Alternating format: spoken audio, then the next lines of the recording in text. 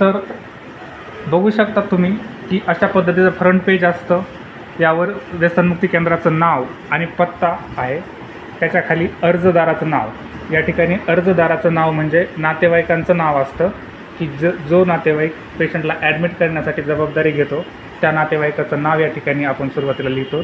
त्यानंतर रुग्णाचं नाव म्हणजे ज्याला ॲडमिट करायचं आहे त्याचं, आणि ॲडमिट करणाऱ्यांचा मोबाईल नंबर, त्याचं गाव, तालुका, जिल्हा, जात, धर्म, तो विवाहित आहे का अविवाहित आहे, त्यानंतर त्यांच्या नातेवाईकांचं नाव, व्यसनाचा प्रकार, यामध्ये त्याला कुठलं व्यसन आहे, दारू, तंबाखू, गांजा, सिगरेट यांच्यासारखे जे व्यसनं आहेत त्या व्यसनाचा प्रकार आपण या ठिकाणी लिहून घेतो.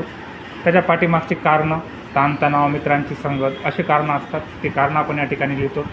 त्यानंतर यापूर्वी त्यांनी डॉक्टरांकडून कुठं तपासणी झाली आहे का, जर झाली असेल तर ते कुठे झालेली आहे आणि कशी झालेली आहे त्याबद्दल थोडक्यात रिव्ह्यू घेतो. त्यानंतर यापेक्षाही महत्त्वाचा दुसरा पार्ट असतो. यामध्ये नातेवाईकांचं आणि रुग्णाचं संमतीपत्र असतं. यामध्ये आम्ही तुमच्या केंद्रामध्ये ॲडमिट करत असताना की आम्ही स्वखुशीनं ॲडमिट करत आहोत व आम्हाला या ठिकाणचे सगळे नियम व अटी मान्य आहेत, अशा पद्धतीचं संमतीपत्र असतं. त्यानंतर त्याच्याखाली हमीपत्र असतं की स्वतःहून कुठलीही दाबदडप किंवा बळजबरी न करता आम्ही या ठिकाणी ॲडमिशन करत आहोत, अशा पद्धतीचं हमीपत्रही या ठिकाणी असतं. त्यानंतर अनुमतीपत्रही आपण बघू शकता.